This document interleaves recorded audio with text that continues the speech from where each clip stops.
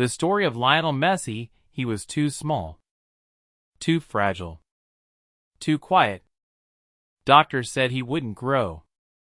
Scouts said he wouldn't survive European football. Some believed he was too shy to ever become a leader. But today, billions call him the greatest of all time. This is the story of a shy kid from Rosario who became a football god.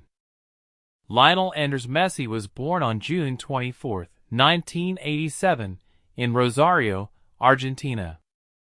He wasn't loud. He didn't try to dominate conversations. He didn't demand attention. He just played football. While other kids talked, Messi dribbled. While others tried to impress, he focused on the ball at his feet. By the age of 5, he was already playing with older boys, and somehow, he was better than them. Coaches quickly realized this small, quiet child had something different. Something rare. But at the age of 10, everything changed. Messi was diagnosed with growth hormone deficiency. Without treatment, he would remain unusually small. The treatment was expensive, far beyond what his working-class family could afford. His father worked in a steel factory. His mother worked part-time cleaning houses. They did everything they could, but it wasn't enough. For many children, that diagnosis would have ended the dream. For Messi, it became the first obstacle he had to defeat. In 2000, at just 13 years old, Messi traveled to Spain for a trial with Barcelona. He was tiny, skinny, quiet, almost invisible compared to the other boys. But once the ball touched his feet, everything changed. He glided past defenders like they weren't there. He moved as if the ball was tied to his boots. The coaches couldn't believe what they were seeing. Barcelona's sporting director at the time didn't want to risk losing him. In a restaurant, with no official documents ready, he wrote an agreement on a napkin, promising to sign Messi and pay for his medical treatment. That napkin changed football history. At 13, Messi left Argentina. He left his friends, his school, his grandparents, his comfort. He moved to a new country, new language, new culture. He felt alone. He cried at night. He missed home deeply. But he stayed. Because the dream was bigger than the fear. At Barcelona's academy, La Masia, Messi developed rapidly. He was still small, but now he was sharper, faster, smarter. His vision was unreal. He didn't just see passes, he saw the future before it happened. In 2004, at just 17 years old, he made his first team debut. A year later, he scored his first goal, a delicate chip assisted by Ronaldinho. The stadium exploded. Ronaldinho, the superstar of that era, once said, "He will be better than me." Many smiled at the compliment. Few believed it. They would soon understand. Under Pep Guardiola, Barcelona became the most dominant team in the world. And at the heart of it was Messi. He didn't just score goals.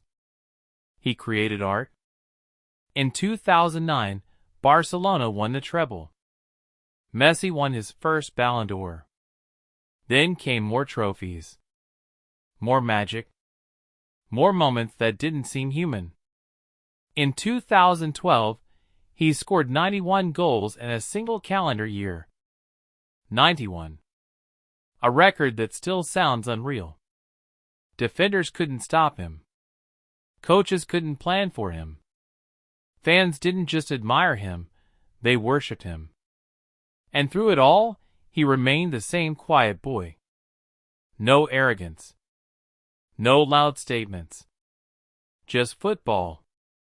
But there was one wound that refused to heal. Argentina. For years, Messi carried the weight of an entire nation. Comparisons with Diego Maradona followed him everywhere. If he scored, it wasn't enough. If he lost, it was his fault. In 2014, he led Argentina to the World Cup final, one match away from completing his legacy. Germany scored in extra time. Argentina lost. Messi stood there, staring at the trophy he couldn't touch. The image of him walking past it became one of the most painful moments of his career. Then came 2 Copa America finals. 2 more losses. Critics grew louder. He's not a leader. He can't do it for Argentina. He's not Maradona. After the 2016 final defeat, Messi shocked the world. He retired from international football. At just 29 years old, the shy kid who never liked attention suddenly became the center of global criticism. The pressure was crushing. But legends don't quit forever. Messi returned. And in 2021, he finally won the Copa America. When the final whistle blew, he cried, not like a superstar, but like a child who had carried too much for too long. Then came the 2022 World Cup in Qatar. At 35 years old, many believed it was his last chance. Maybe his final opportunity to silence the debate. He delivered. Goals. Assists.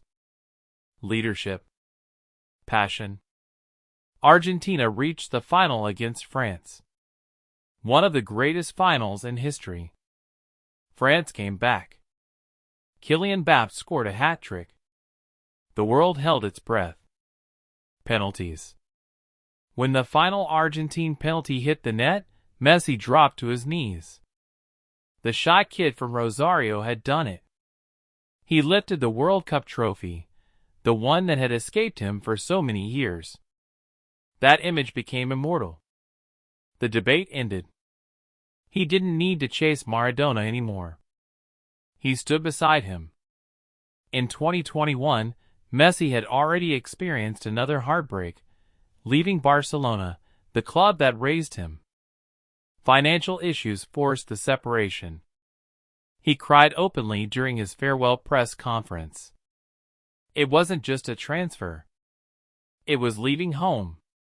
He continued his journey in Paris. Then later, he began a new chapter in the United States with Inter Miami. And everywhere he went, stadiums filled. Not just to watch football, but to witness greatness. Because Messi is not just a player. He is a story of resilience. He is proof that you don't have to be the loudest to be the greatest. You don't have to be the strongest to dominate. You don't have to fit the physical standard to become unstoppable. He was too small, too quiet, too fragile. They were wrong. Lionel Messi didn't become a god because he shouted. He became a god because he never stopped believing, even when the world doubted him. From a shy kid in Rosario to one of the greatest athletes in history. And maybe that's why his story feels bigger than football. Because it reminds us that sometimes, the quietest child in the room is the one who changes the world.